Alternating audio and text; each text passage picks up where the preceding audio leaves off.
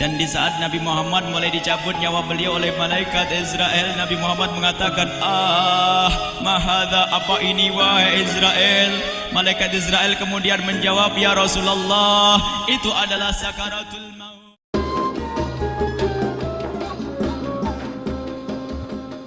Malaikat Jibril berkata, ya Rasulullah, di depan ada malaikat Israel mau masuk.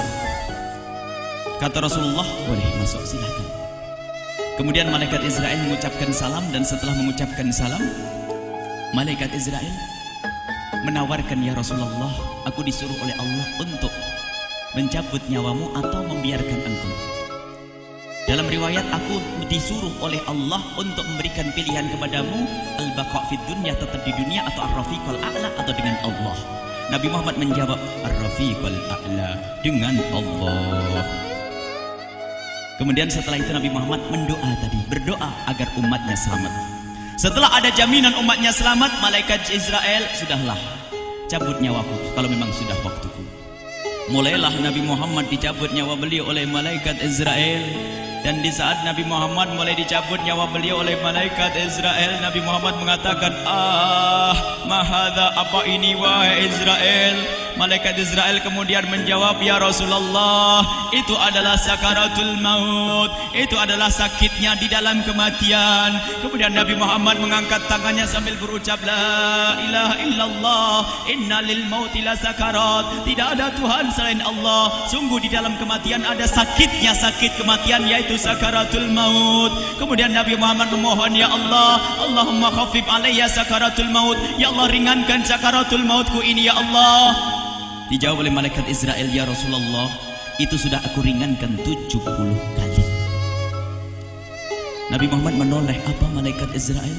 Sudah kau ringankan 70 kali keringanan? Iya ya Rasulullah, sungguh aku tidak pernah mencabut seorang hamba lebih lembut dari cara mencabut nyawamu. Ini sudah aku ringankan 70 kali.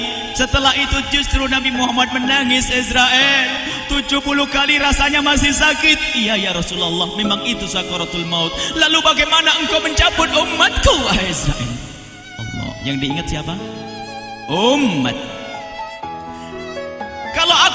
Kalau engkau mencabutku dengan ringan seperti ini masih sakit, bagaimana engkau mencabut umatku, ya Israel?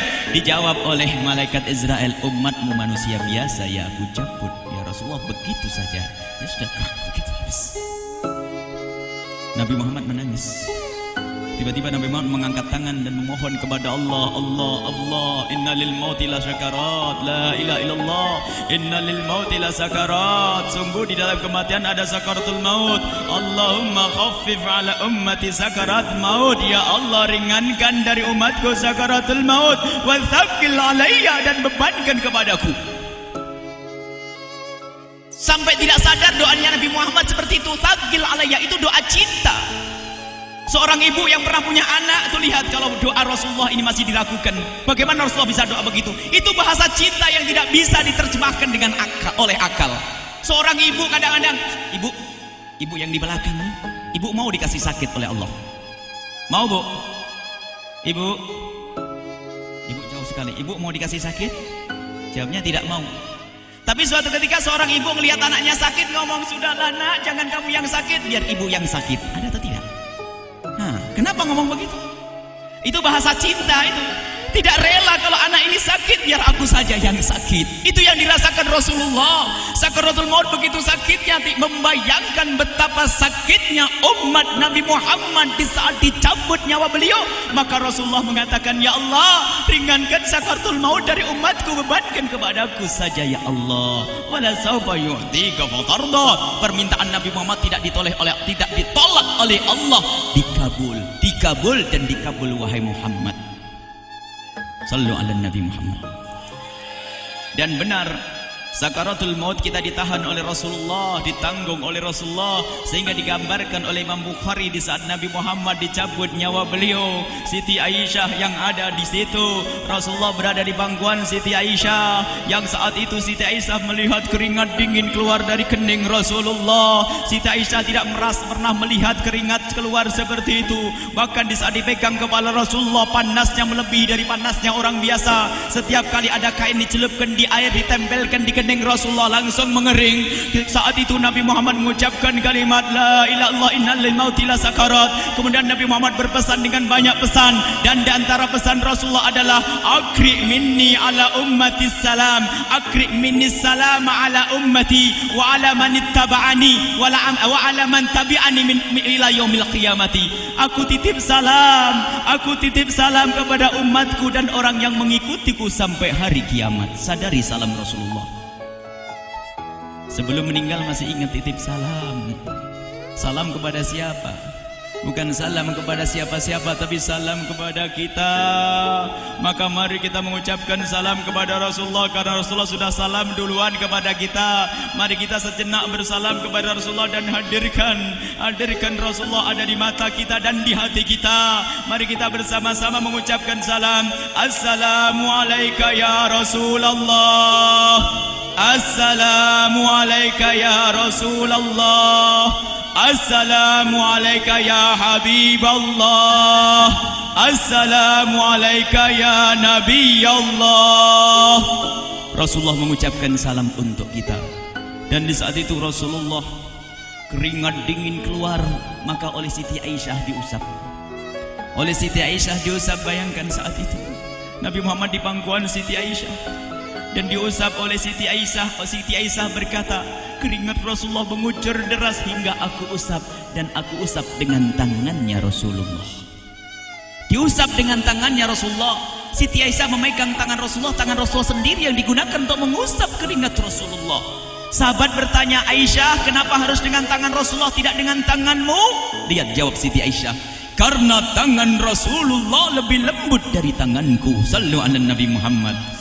Masih sempat nyanjung itu sahabat Nabi. Dalam keadaan begitu masih menyadari kelembutan tangan Rasulullah, jasad Rasulullah, kemuliaan Rasulullah sallallahu alaihi wasallam.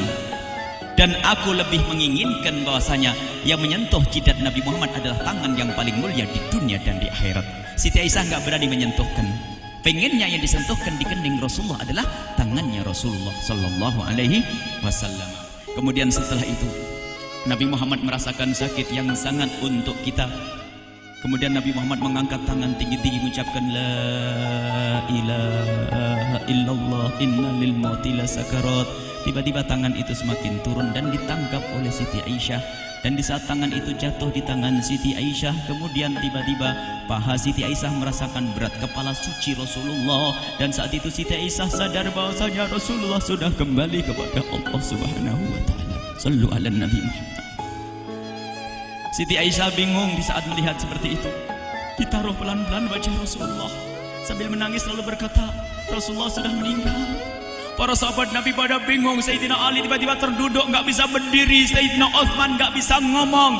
Ada orang Sayyidina Zaid berkata, aku baru melihat Rasulullah. Setelah ini aku tidak mau melihat lagi selain Rasulullah. Ya Allah, butakan mataku. Aku tidak ingin aku kotori mataku dengan selain Rasulullah. Dan dibutakan oleh Allah. Bermacam-macam kejadian saat itu. Madinah heboh luar biasa dengan meninggalnya Rasulullah sallallahu alaihi wasallam. Dan sungguh meninggalnya Nabi Muhammad adalah menghidupkan hati yang mati kalau orang faham. Tiba-tiba Sayyidina Abu Bakar datang. Setelah Sayyidina Umar mengatakan, siapa yang mengatakan Muhammad meninggal akan aku penggal lehernya. Jangan seperti orang-orang Nabi Muhammad sekarang lagi pergi seperti waktu Musa pergi kepada Tuhannya, kepada Allah, nanti akan kembali kepada kita. Muhammad belum meninggal. Ini adalah karena kecintaan Sayyidina Umar bin Khattab, tidak ingin Nabi Muhammad pergi.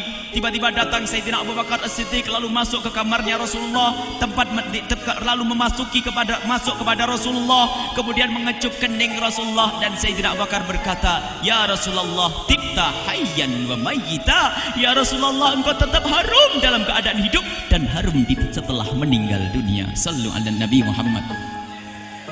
Hingga sampai setelah hari besoknya meninggal Rasulullah, Senin sore, Selasa malam, Rabu dikubur Rasulullah sallallahu alaihi wasallam. Setelah dikubur, Sayyidat Fatimah bertanya kepada Sayyidina Abdullah ibn Abbas, Sayyidina Anas, wahai Anas, hai Anas, sambil menangis Sayyidat Fatimah Zahra, hai Anas, bagaimana engkau tega? Atabat anfusukum an tahtu ra'sa Rasulillah. Apakah engkau rela menaburkan debu di atas kepala Rasulullah? Sayyidina Anas menangis kaget, ya wahai binta Rasulullah, kalau kami tidak dilupakan oleh Allah, niscaya tidak ada yang bisa mengubur Rasulullah. Jadi saat itu dilupakan oleh Allah, sehingga mereka tidak menyadari melakukan itu semua. Kalau mereka sadar, tidak akan bisa mengubur Rasulullah sallallahu alaihi wasallam. Ini yang diungkapkan oleh Sayyidina Anas, kalau seandainya kami tidak dilupakan oleh Allah, niscaya kami tidak akan mampu mengubur Rasulullah sallallahu alaihi wasallam. Kami yang hadir di sini, ya Allah, ingin senantiasa hadir di hati kami kekasih-Mu Nabi Muhammad. Maka kami mohon, ya Allah, jadikan kekasih-Mu Nabi Muhammad yang akan, ya Allah, yang akan mendampingi kami kelak saat Kau cabut nyawa kami, seperti yang Kau wahyukan kepada kekasih-Mu Nabi Muhammad. Wa absyiru bil jannati, semua hamba yang beriman akan menyaksikan surga, ya di saat dicabut nyawa mereka. Dan surga, di tempat surga itu yang paling mulia adalah Nabi Muhammad.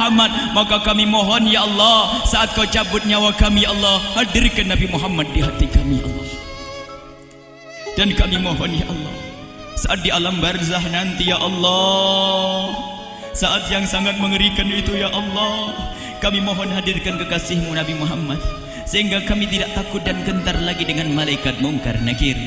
Dan ya Allah, kami mohon di saat di padang mahsyar nanti, ya Allah, hadirkan kekasih-Mu Nabi Muhammad. Jadikanlah kekasih-Mu Nabi Muhammad yang akan menemani kami dan akan membonceng kami, membawa kami ke telaga Kausar. Lalu kami diberi air minum dari air telaga Kausar hingga kami tidak akan haus selama-lamanya. Ya Allah, jadikan kekasih-Mu Nabi Muhammad yang akan menemani kami di saat kami menyeberang Siratal Mustaqim hingga kami tidak akan terjerumus ke neraka Jahanam. Dan jadikan kekasih-Mu Nabi Muhammad yang akan kami saksikan setiap saat di surga-Mu, ya Allah. Ya Allah, jadikan kekasih-Mu Nabi Muhammad yang senantiasa, ya Allah, kami lihat kelak di surga. Dan jadikan ucapan kami di akhir hayat kami kelak adalah, ya Allah, adalah kalimat agung dan mulia, La ilaha illallah Muhammadur Rasulullah. La ilaha illallah Muhammadur Rasulullah. La ilaha illallah Muhammadur Rasulullah sallallahu